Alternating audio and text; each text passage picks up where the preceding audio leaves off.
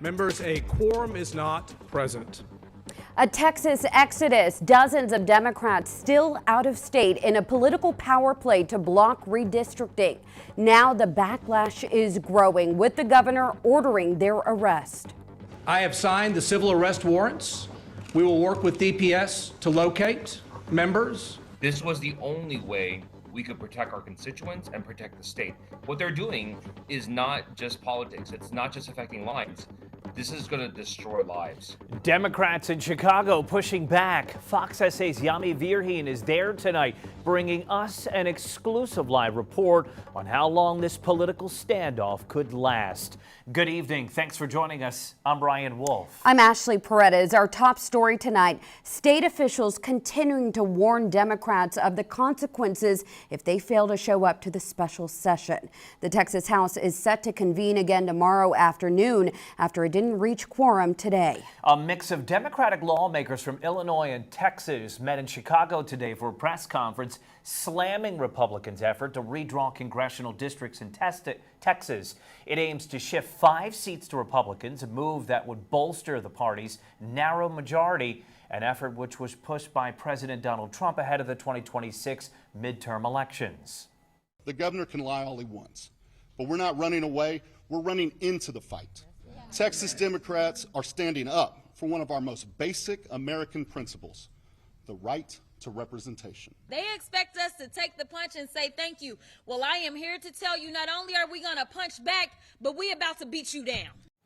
This is a story that's grabbed national headlines all day. We've been there every step of the way, including traveling out of state to cover the action.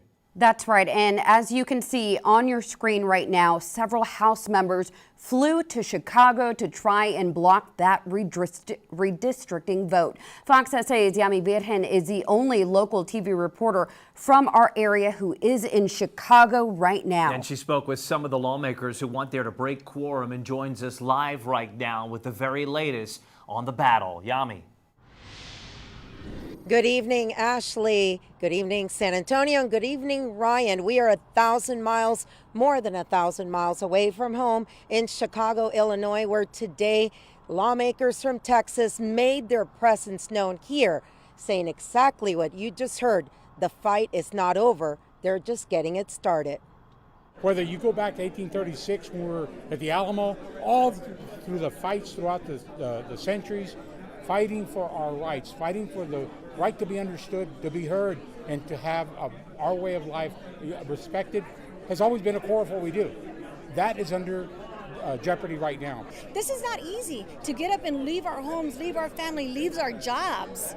That's not easy, but we have to fight for democracy. That is what the voters, they elected us in, and we have to fight for them. And they need to know that we are fighting for them. We will continue to do so, and we're not going to let Trump take Texas. It's not going to happen. All of us had a dad, and his name wasn't Donald.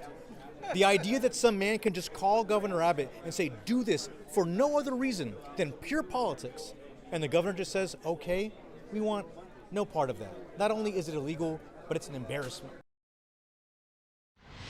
That right there is part of your Bexar County delegation. They're all here today. And tomorrow I said, what are you going to be doing? People are saying that you guys are out on a vacation in Chicago. They said completely the opposite of what's being told back in Texas. They are working here. They say that they're having meetings with constituents, town halls, and that they will continue holding pressers every day. This while the Republicans are back in Austin and will reconvene at 1 o'clock in the afternoon. Well, Yami, describe what today was like. I know you were trying to get interviews here, but those lawmakers trying not to give away their exact location either. So how did all of that play out today? Let me tell you, cloak and dagger.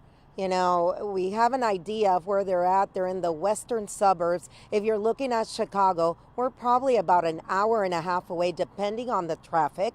And we had to travel. One interview was done at a park. Another interview was done in the front of a cemetery. They are not taking us back to where they're staying. And it has that feeling of most of them are saying that they're ready if they go back and they're picked up, that they're ready. that they're ready for the fight. But while we were in that room in there, I can tell you, even I started looking over, wondering if Donald Trump, President Trump, would send someone here to pick them up. So it's been very interesting.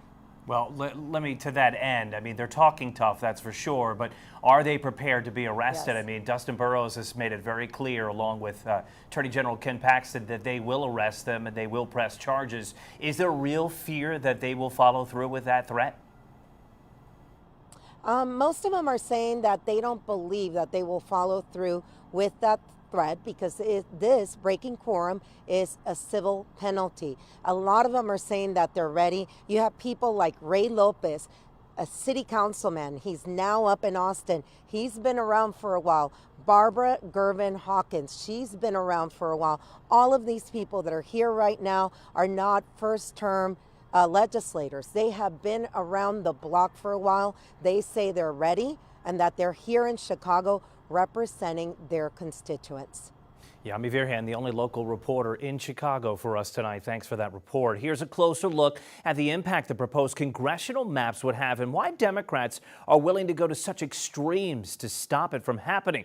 Currently, Republicans hold 25 of the state's 38 congressional districts, but that would change under the new proposal. Under the new plan, Republicans would likely win 30 seats.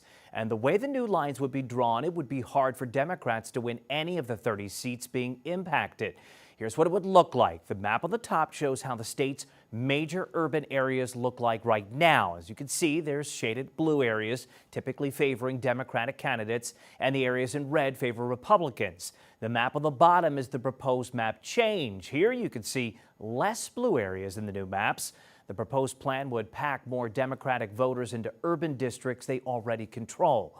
The plan would also move Republican voters in areas already controlled by the GOP into areas controlled by Democrats in an effort to weaken that control.